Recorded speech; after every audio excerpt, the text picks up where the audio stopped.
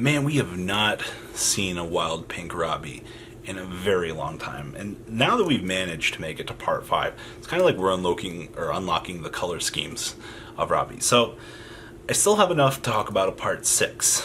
And if you guys do want said part 6, I would like to see some more likes. You guys got this down. Feed me. Feed. Feed me. Me want food. Let's dig on into part 5, shall we? Starting to get kind of hungry.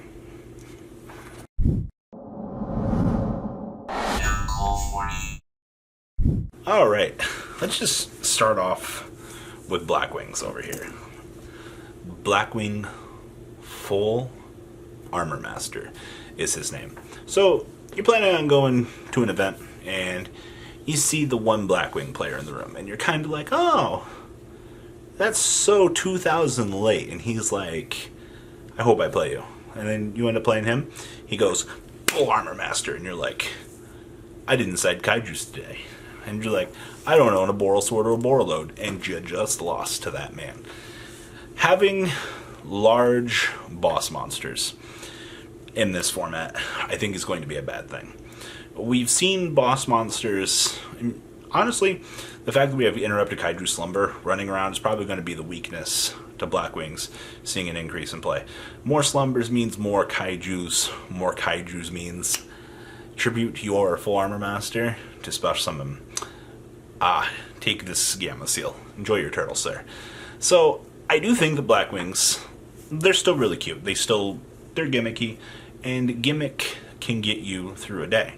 But more slumber means more kaiju, and more kaiju means boss monster go bye-bye, means bad time. Okay? That's kind of what you need to understand here. And that's kind of the inherent issue now that a lot of these decks are going to be facing in today's discussion.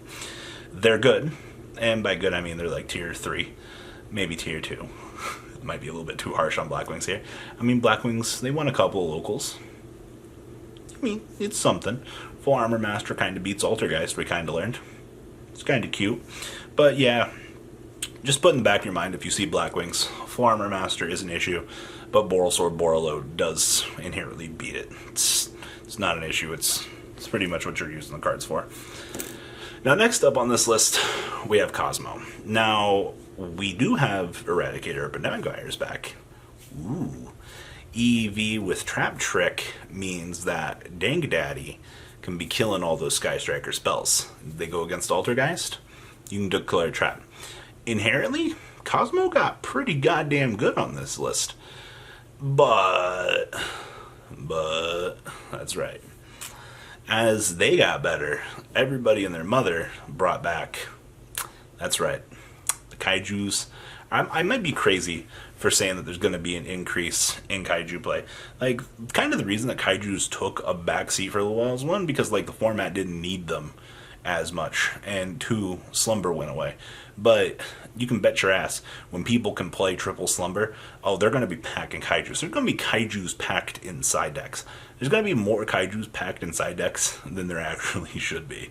It's kind of dumb to say that, but while Cosmo did get inherently more broken, I mean, Eradicator Epidemic Virus is a good card, and I think for probably the first 2 to 3 weeks of the format, you're gonna hear a lot of really shitty stories from the Sky Striker players and Altergeist players. It's like, Dark Destroyer, Eevee, no. They're gonna have a bad time, and it's not gonna be a good ride for anybody. But the deck still has a very shitty Thunder Dragon matchup. It's a nightmare, actually. I feel really bad as a Cosmo player if you play against Thunder Dragons, because Titan is an issue. You kind of look at Titan, you're like, did I slide in my Kaijus? Uh-oh. And if you didn't, well, bad times are afoot. But good job, Cosmo. I'm glad to see that you got EEV, and you might be able to compete more with more of the diverse decks. I'm kind of looking forward to that blowout. Now, next up on this list, I actually want to talk about ABC. Where the hell have ABC been for the longest time? I've heard and I've seen some success with the deck. Oh, Decode Talker plus double Dragon Buster is really fucking cute. We got that. Okay. Clee4 Genius with Dragon Buster, it's great. But is that a Kaiju I hear? Oh, it's the same reason for the other decks. If you preemptively hold your Dragon Buster, and I've got a Kaiju for that, you're gonna have a shit fucking time at this game.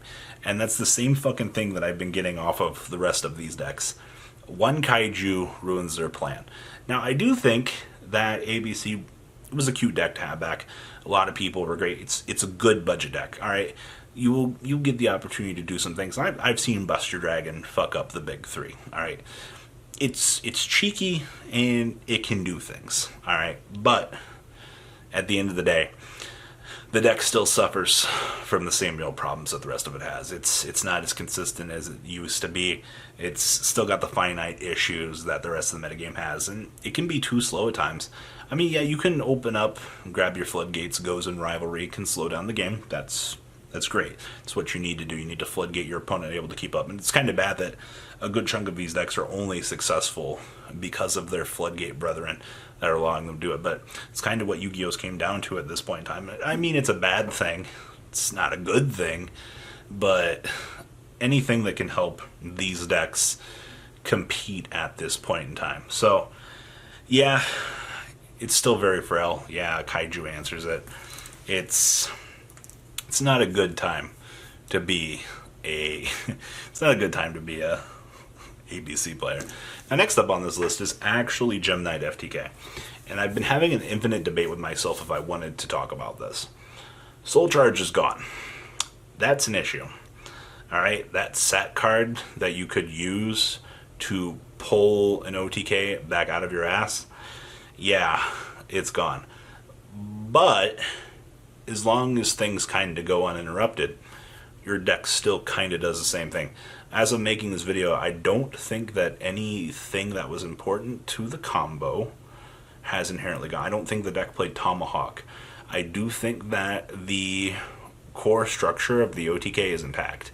Now, how consistent that one extra card in the form of Soul Charge actually was for the deck, I don't know. I assume that it did hurt consistency a little bit. Even if it's 5%, that's still 5%. But going forward into events at this point in time, do put it on the back of your mind that, oh shit, you might have to deal with a Gem Knight player. And that's all the deck is going to need, is just 2 games of where they sack the shit. I mean, hand traps still do hurt. Yeah, they have triple Called by the Grave.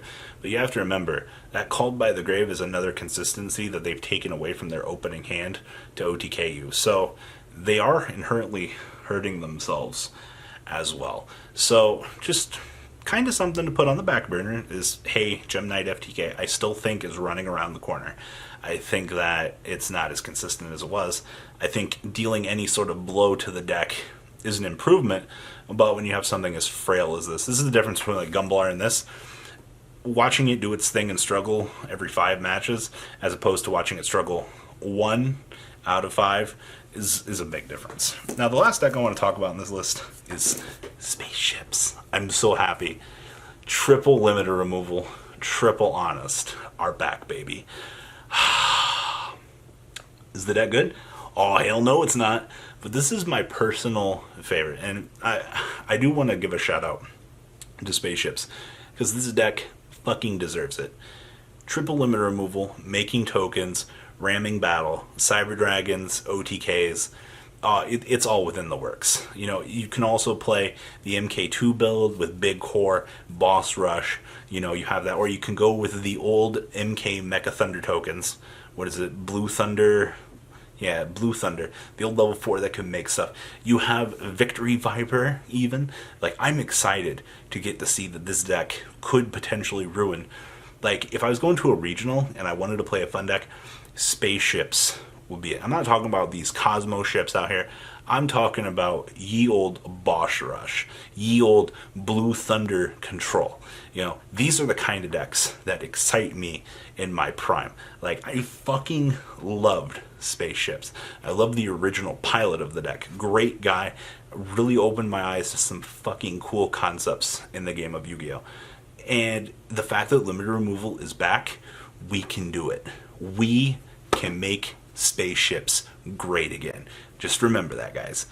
Just when you're got those 3 limit removals in your opening hand, and you go damage step, limiter, and your opponent's like, fucking the rage quit comes.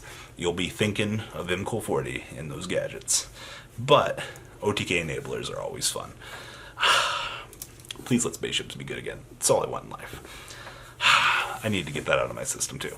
That's all I got for part 3 of, we're going to call this the Kaiju section. Except for Gem Knight FTK. It's just sitting here. Alright guys, we'll have a part 6. I assure you. The ride never, well, truly ends. Thank you, patrons. Without you guys, I don't know what I'd be wearing in these videos. I might be a truffle shuffle incident all over again. Guys, please also check out VanCoL 40 for some awesome Vanguard content. Some other interesting stuff you might find up here on the left or in the description as well. Thanks for watching.